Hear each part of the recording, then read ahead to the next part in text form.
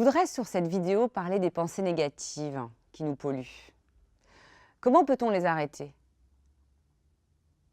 Peu importe qui nous sommes, ce que nous avons réussi ou accompli, nous avons tendance à nous concentrer sur le négatif. Nous avons tendance à donner plus d'attention aux expériences négatives qu'aux expériences positives. Nos cerveaux semblent programmés à prendre en compte le mal et ignorer le bien. La nature nous a formés à surestimer les menaces et à sous-estimer les opportunités. Revenons un peu en arrière. Nos ancêtres pensaient dès qu'ils entendaient un bruit dans un buisson que c'était un tigre. Et ils ne se disaient pas que ça pouvait être une autre personne venant à leur rencontre. Cette négativité a été une bonne chose car elle permettait de rester en vie, prévenir du danger. Le problème, c'est que en gardant ça dans sa tête, ce n'est pas bon pour notre santé. Ça peut affaiblir notre système immunitaire, augmenter notre anxiété et réduire notre ambition. J'aime bien cette image. En fait, le cerveau est comme un velcro pour les expériences négatives et comme du téflon pour les expériences positives. Par exemple, quand tu reçois un message gentil d'un ami, tu es content, mais tu passes vite à autre chose.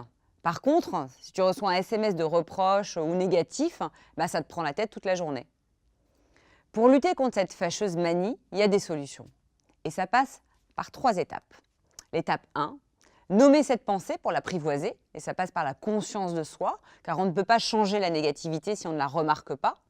Cette étape consiste donc à reconnaître ce qu'il se passe quand vous commencez à penser que vous êtes nul, ou que rien ne va dans votre vie, ou que vous n'êtes pas juste. Il faut juste vous dire à vous-même « Ah, c'est la tendance à la négativité ».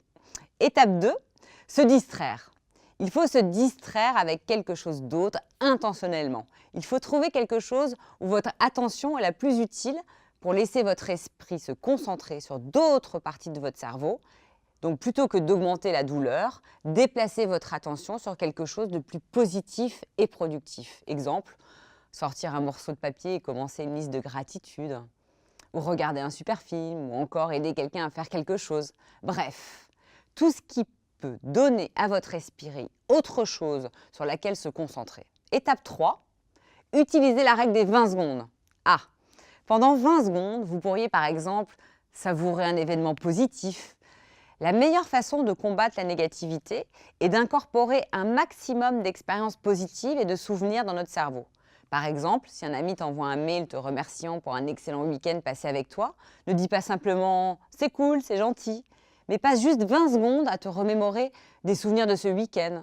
Le but est de cimenter la positivité dans ton esprit. Quand on sait que les pensées négatives se stockent dans notre cerveau et qui nous donnent la vision de notre vie, alors ça vaut la peine de faire ce qu'il faut pour en avoir le moins possible. À méditer. À bientôt pour une nouvelle vidéo.